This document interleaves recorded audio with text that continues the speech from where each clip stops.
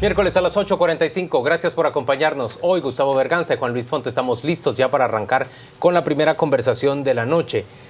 Esa conversación va a tratar respecto a las reformas que han sido aprobadas a la ley electoral y de partidos políticos. Vamos a referirnos especialmente a la aprobación del voto migrante y a la discusión que el voto migrante suscita dentro del Congreso. Pero vamos a hablar en términos generales sobre la reforma electoral y, por supuesto, vamos a estar adelantándole dentro de muy poco los resultados en el Colegio de Abogados para la elección de nuevos magistrados a la Corte de Constitucionalidad. En apariencia, para magistrado titular y para magistrado suplente habrá una segunda vuelta en cada uno de los casos y ya vamos a darle a conocer quiénes son los finalistas conocidos. Hace falta por contabilizar exclusivamente una mesa. En cuanto la tengamos, vamos a anunciarle a usted quiénes son los finalistas para participar como magistrados representando, o más bien designados por el Colegio de Abogados. Le damos hoy la bienvenida a dos diputados y a una persona que trabaja con migrantes. El primer diputado es Marcos Jacks. Él integra ahora la bancada de FCN. Fue electo por el partido líder e integró también ya la bancada PRO, que ha quedado diluida en el Congreso. Jean-Paul Brière es diputado de la bancada Todos. Ambos se dedican, tanto el diputado Jacks como el diputado Brière, se dedican al tema del migrante en el Congreso. Y con nosotros está también de la organización Puente Norte, Pedro Pablo Solares. Gracias a los tres, bienvenidos a las 8:45. Muchas gracias. Comencemos por Pedro Pablo. ¿A quiénes beneficia, a cuánta gente estimada beneficia realmente el artículo primero de las modificaciones a la ley electoral? Buenas noches, gracias. ¿A cuántas personas beneficia? Va a ser la pregunta que nadie le va a poder contestar, Gustavo. Yo tengo una buena aproximación. Se abre el voto en el extranjero para los guatemaltecos que residen afuera, pero el Estado de Guatemala, creemos nosotros, que no sabe cuántas personas realmente viven en el extranjero. Se ha escuchado 1.5 millones de personas, 2 millones de personas.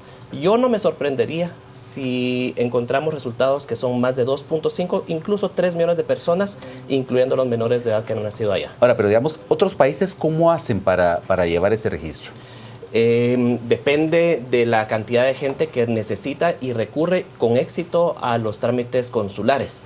Guatemala tiene un alto nivel de subregistro en todo. Incluso aquí en Guatemala, y eso se replica en Estados Unidos. Entonces, ¿a cuántas personas va a llegar este voto? Posiblemente a unas 2 millones de personas sin que nosotros mismos lo sepamos, adentro del país. Diputado Jacks, cuéntenos, ¿cómo ha estado la discusión adentro del hemiciclo respecto al voto para los migrantes? Yo pienso que en lo personal fue una burla para la comunidad migrante. ¿Por qué? Pienso que en esta ocasión creo que los migrantes no estamos contentos con esta decisión. No es posible que a este momento, en el año 2016, cada vez que hay un proceso electoral, nuestros derechos constitucionales se violan. Hoy solo vamos a votar solo por presidente y vicepresidente. ¿Por qué no por el Estado Nacional y por qué no tener una representación en el Parlamento Centroamericano?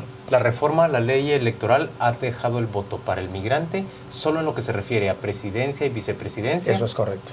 Y no al Estado Nacional o a ningún distrito de diputados. Es correcto. Y esa es la razón. Pues por eso es de que yo he denunciado ante todos los medios de comunicación, ante nuestras organizaciones de migrantes, que no es posible que el Estado de Guatemala todavía nos siga considerando como guatemaltecos de segunda clase. En este momento, lamentablemente, se hizo una moción para ver si podíamos incluirla. Sin embargo, fue lamentable, ¿verdad?, que el partido Todos haya decidido quitarlo por no entorpecer la agenda que teníamos ya prevista. Mire qué interesante su alusión al colega diputado que se encuentra al lado suyo. No, y digo esto porque ellos lo hicieron, y si ellos lo hicieron público, esto fue público, esto no nadie lo está escondiendo. Ahora, preguntémosle entonces a Jean-Paul. Ustedes llevaron la discusión sobre la ley electoral durante los 4 años anteriores. Y también su partido ha sido, junto con la UNE, el principal impulsador de las reformas. Explíquenos por qué no se contempló desde el principio incluir el Estado Nacional. Bueno, gracias. Para poner el contexto exacto, el primer intento de pasar el voto en extranjero se dio en el 2012. Yo era precisamente secretario de la Comisión de Asuntos Electorales. Quedó estipulado. En esa ocasión solicité que se incluyera para diputados de lista nacional y Parlacén. No fue escuchado mi argumento de poder tenerlo. Pero en aquella oportunidad, ¿quiénes integraban la comisión electoral? No me recuerdo la comisión, pero era secretario de la comisión, creo que era José David Echeverría, era el presidente de la comisión. Hubieron era mesas de tiempo de todos. Sí, hubieron mesas de trabajo en ese momento y efectivamente no se llegó al acuerdo para incluirlo. Tuvo un intento de incluirlo en el 2014. Tampoco tuvo eco. En el 2015 presenté una iniciativa de ley, la 4957, directamente una iniciativa de ley para que pudiera ser incluido. De hecho, voy a esperar que las reformas a la ley electoral de partidos políticos, las de ahorita, sean aprobadas para darle trámite a esto, porque eso es lo que corresponde. Le mandé una carta a la presidenta de la Comisión de Asuntos Electorales el año pasado solicitándole, 4ª solicitud. Hicimos una enmienda el 29 de septiembre del año pasado, 5ª solicitud, tampoco tuvo eco. Tengo mi duda que incluso si se mandó o no se mandó a la CC. Y el día de ayer, 6ª solicitud para que se incluyera el voto del listado nacional y Parlamento Centroamericano. ¿Y fue rechazada esa 6ª solicitud? Fue rechazada por 6ª vez, no como lo dice el diputado Jack, sino que simple y sencillamente si yo dejaba esa enmienda el día de ayer, parábamos todas las reformas a la ley electoral. ¿Y por qué? Entonces paramos el proyecto completo. En su mayoría se oponen a que los migrantes puedan votar por listado nacional. Yo puedo hablar por mí, pero no puedo hablar por los demás el diputado colegas. Jax parece que tiene una opinión. Es sencillo, es sencillo. Ellos le tienen miedo al costo. Ellos preguntan, yo he hecho las consultas necesarias. Ellos dicen que de dónde van a sacar el dinero. Es una obligación del Estado de Guatemala darle este privilegio de igualdad a todos los guatemaltecos, aquí en la Patagonia, en los Estados Unidos. Ahora, nosotros como migrantes... ¿Pero considerar los costos o...? Sí, no, pero hay algo importante. No, es que lo que pasa es de que todo el mundo dice, miren, México ha gastado por un voto cientos y miles de dólares, pero el problema es de que han hecho mala práctica. Nosotros podemos utilizar los consulados móviles, podemos usar los consulados y por ende podemos usar el correo regular de los Estados Unidos, que es bien seguro. Y esa práctica no la ha utilizado ni México, ni ningún otro país de Latinoamérica. Pero diputado, perdone que le pregunte, ¿usted sabe cómo funcionan los consulados móviles? El consulado de una ciudad tiene que desplazarse a diferentes puntos del estado o los estados vecinos. Es decir, se le quitan todos sus días de descanso normalmente a los miembros del consulado para que puedan trabajar en esos consulados móviles. ¿Y cuánto se necesitaría solo que para, por ejemplo, el consulado de San Francisco pudiera contabilizar los votos o llevarle el voto a los migrantes en Washington State, en Idaho, incluso en el norte de California? Digamos, se necesitarían 3 o 4 consulados móviles para lograr eso. ¿Es viable hacer el...? Es viable. Es falta de voluntad política. ¿Cómo es posible que hasta en este año 2016 no hemos podido lograr un beneficio de esta naturaleza? Lo que pasa es que no ha habido voluntad política. Mire el nivel de corrupción que tenemos. ¿Cómo no poder darle un poco a los migrantes? Hay ayuda internacional en los procesos electorales. Recibimos ayuda de parte de organismos internacionales. ¿Por qué no darle un poquito y considerar esa parte de darle ese privilegio a los migrantes de elegir y ser electos? Ahora, pero Pedro Pablo, en el caso de toda esta exclusión del Parlamento Centroamericano y de la exclusión... ¿Y del listado nacional? ¿El Estado Nacional? Pedro Pablo, ¿qué es razonable o no es razonable que haya voto para el listado nacional y para Parlacén a los diputados, a los migrantes, perdón? Primero voy a decir una opinión desde un punto de vista jurídico. Como abogado, creo que la Constitución garantiza el derecho del voto y no está en nosotros. No somos parlamentarios, no somos asambleístas, eso no es una Asamblea Nacional Constituyente. Es una obligación del Estado llevar el voto. Y voy a ampliarlo todavía un poco más a un punto que no se ha tocado mucho. Debería de haber escaños específicos votados desde el exterior. ya seríamos uno de los últimos países que lo estaríamos haciendo. Posiblemente en relación a lo que el migrante aporta en remesas, seamos el último que no está dándole una participación directa en el voto. Entonces, ¿y hay un cálculo de cuánto nos podría costar como Estado garantizar este voto? Hay un cálculo, Juan Luis, de los 6.200 millones de dólares que aportan los migrantes en remesas, que es el presupuesto nacional. Claro, pero esos 6.000 millones de dólares vienen dirigidos hacia las personas que son los beneficiarios directos. Sí. Y el Estado, digamos que logra captar algo por medio del cobro, por ejemplo, del impuesto al valor agregado. De ahí deberíamos derivar los fondos, es lo que estás diciendo, de ahí deberíamos derivar los fondos para financiar estas elecciones. Hay otros gastos, por ejemplo, lo que se recauda en materia de los documentos que se expiden en el exterior. Tengo entendido, no sé si se está aplicando o no, pero la ley le da un 25% de los ingresos de pasaportes, tarjetas consulares y legalizaciones a Conamigua, que no sé qué está haciendo con ese dinero. Ahora, pero hay fondos de muchos lugares donde se podría sacar, y quiero terminar con esto. El migrante guatemalteco posiblemente llegaría a votar de una forma distinta que lo que ha sucedido en otros lugares, porque la migración guatemalteca tiene, a contrario de lo que se dice en algunos lugares, tiene un alto grado de apego a sus comunidades. Creo que si hubiera habido un voto permitido para las autoridades locales, entonces se hubiera incentivado muchísimo más la participación en el exterior. el caso de los salvadoreños y los hondureños, ¿ellos tienen derecho al voto en el exterior para el Parlamento Centroamericano? El Parlamento no lo sé. No. ¿Pero para diputados? ¿Para diputados de sus respectivas asambleas? No. Que yo sepa, no. Creo que solo se ha instalado el voto para el presidente y vicepresidente, Sí. y es de Ajá. reciente instalación con pésimos resultados. ¿En qué sentido pésimos resultados? Bueno, la elección Honduras creo que no llegó ni al 5% de participación. Ya.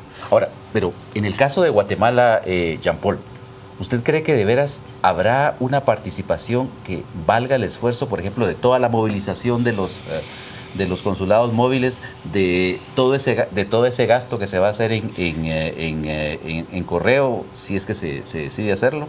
Es que yo creo que aquí el concepto no es que si vota uno, votan 10,000 o votan 100,000. El concepto aquí es que el artículo 4 de la Constitución determina que todos los guatemaltecos somos iguales en obligaciones y en derechos. Entonces nosotros no podemos negarle ese derecho a las personas que viven en el extranjero, nos cueste lo que nos cueste. Yo tengo un estimado, más o menos puede costar $4 millones llevar a cabo este proceso de votación para el 2019. Sí, es bastante costoso, por supuesto, pero tomando en cuenta los 6.285 millones de dólares que vinieron en remesas en el 2015, es cierto que obviamente esto va para la gente, pero representa el 0.00063%. ¿Y entonces por qué los diputados no lo aprobaron? No lo entiendo. Yo puedo hablar por mí, pero no entiendo por qué es el temor posiblemente a esto.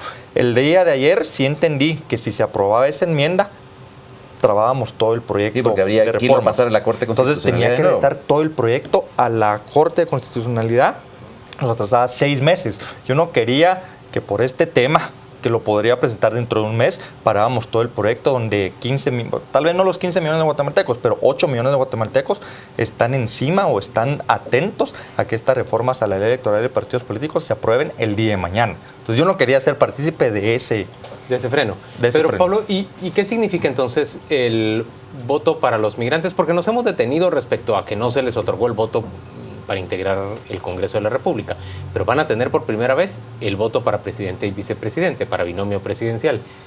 ¿Qué significa esto entonces? ¿Que vamos a ver la siguiente elección, digamos, campaña tanto en Guatemala como en Estados Unidos? Un candidato puede ganar por las cifras de las que hablabas, bien podría ganar con el voto estadounidense. Sí, y de hecho creo que eso ya varias personas lo han visualizado. Y quiero aprovechar la oportunidad para hacer énfasis y a las personas que nos observen afuera para poder dejar claro que este voto no ha sido aprobado todavía. El Congreso y varios miembros de Congreso hicieron declaraciones el día de ayer celebrando que el voto en el extranjero había sido aprobado. Y nosotros sabemos aquí que ese voto no ha sido aprobado. Fue aprobada la lectura del artículo. Posiblemente la ley ni siquiera se vaya a aprobar. Entonces es importante lanzar mensajes claros, porque yo estuve hoy revisando mensajes en redes sociales Y en esas redes sociales los migrantes ya están celebrando como que si se vaya a llevar a cabo. Jean-Paul, pero en realidad hay posibilidades de que esto se dé marcha atrás en esta aprobación. No. El proceso administrativo dentro del legislativo es el siguiente. Si por X o Y razón solo este artículo logramos aprobar de las reformas a la ley electoral de partidos políticos, que pasó con 123 votos, que sí fue aprobado, ese proyecto, aunque sea de un artículo, tiene que ser convertido en reforma a la ley electoral. A la ley. Tiene que ser incluido a la ley. No, ya se votó. Y aparte del asunto, en su tercera lectura, entonces sí ya fue votado. ¿Cuántas personas van a lograr votar? Porque al final de cuentas, y eso es a donde yo quiero aterrizar. Pero el punto es que ya está aprobado. Y yo tengo idea de que se tiene que aprobar con la ley. Pero el diputado nos está diciendo que ya está aprobado. Que ya está aprobado. En tercera lectura. Gracias a Dios este fue el primer artículo. Si a partir de mañana, vamos por el tercero, si el cuarto, quinto, sexto hasta el 82 no se aprueba, igual se tiene que mandar el proyecto porque fue aprobado, fue autorizado y aprobado por el Pleno del Congreso. ¿Enviarlo a dónde? Ya, para que sea... publicado en el Diario de Centroamérica y convertido ya en parte de la ley de... ¿Es correcto eso, diputado Jacks? Sí, así funciona. Bueno, hasta donde yo tengo entendido es correcto. Nosotros sí celebramos, porque nosotros sabemos la importancia que tenía el artículo 1 de esta ley. Sin embargo, yo pienso que a partir de que salga publicado en el periódico Centroamérica, nosotros ya prácticamente vamos a tener prácticamente el voto en el extranjero ya hecho una realidad. Pero hasta el momento es un artículo aprobado y por lo tanto ya es una realidad. Ahora, hubo una bancada completa que se opuso, que fue la del PAN.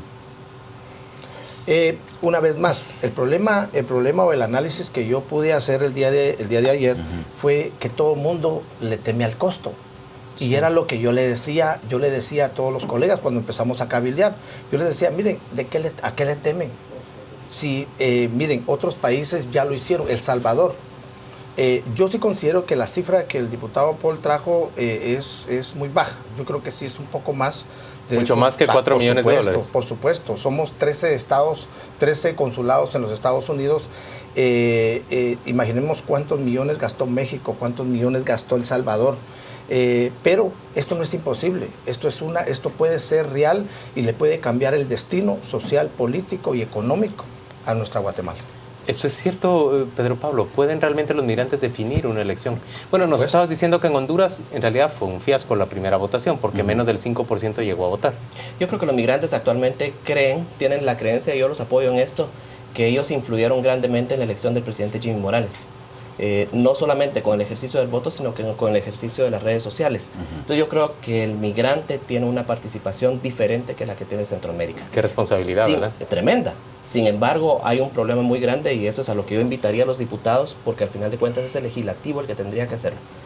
A ver los siguientes datos. Nosotros en Guatemala, los migrantes, ni siquiera el 5% de los migrantes hoy por hoy tiene un documento personal de identificación. El RENAP únicamente se lo ha dado a 28,000 personas en Estados Unidos únicamente, ninguno en México o en otro lugar del mundo. Estimamos que ni siquiera el 1% tiene un empadronamiento en 2016. Y sabemos que 400,000 personas no pueden acceder a lo que se llama el registro civil, al CIRESI, por alguna anomalía, y el RENAP no está entregando ningún tipo de servicio para rectificar eso en el exterior. O sea, digamos, a los 4 millones que está estimando Jean-Paul del costo de la elección propiamente dicha, habría que agregarle el costo de documentar a todos los guatemaltecos residentes ahí, identificarlos, censarlos, darles su registro del RENAP, darle su empadronamiento. Por supuesto. Precisamente en ese sentido, yo estoy ya en comunicación con el presidente del Tribunal Supremo Electoral. Voy a conformar una mesa interinstitucional donde él y mi persona pues la presidamos, donde va a estar incluido RENAP, donde va a estar incluido el Ministerio de Relaciones Exteriores, donde va a estar incluido también las asociaciones y las personas migrantes, porque son valiosos, y ir avanzando en nuestros temas. Yo no quiero que en el 2019, en enero, no sepamos qué hacer. Entonces yo quiero que vamos avanzando desde ahorita, a partir de abril, cuando ya esté publicado en el Diario de Centroamérica, a partir de abril que empecemos a trabajar en todo esto. Y ahí nos van a salir los costos reales, ahí nos va a salir que necesitamos emitir 500,000 DPIs, ahí nos va a salir que necesitamos 25 consulados más, ahí nos va a salir lo que nos tenga que salir, precisamente para que no nos agarre el famoso dicho, la puerta del león. Entonces vamos a empezar desde ya para estar preparados para el 2019. Eso es lo que ya nos corresponde a nosotros, para que podamos tener un evento electoral en Estados Unidos pues a la altura como se debe.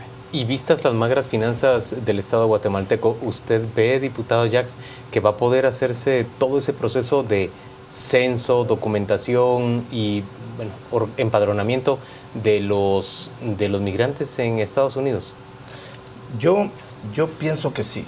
Yo pienso de que a estas alturas dejar que Guatemala se quede enfrascado en un acontecimiento tan importante como lo es un proceso electoral en el 2016, creo que sería un retroceso. Yo creo que haríamos un llamado como diputados del Congreso de la República a todos los organismos y las instituciones que conforman el Estado de Guatemala para poder trabajar en conjunto. La Cancillería es fundamental. RENAP es fundamental. Instituciones como la que representa nuestro amigo Pedro Pablo, la Comisión del Migrante, CONAMIGUA y todas las instituciones, el mismo Tribunal Supremo Electoral, la misma comunidad internacional debe de apoyarnos para que este acontecimiento tenga éxito. Yo sí creo de que el voto del migrante es trascendental y que puede hacer un cambio y podemos elegir al próximo presidente. Tengo una curiosidad para agregar. La ley electoral prohíbe el financiamiento que venga de países ajenos a Guatemala.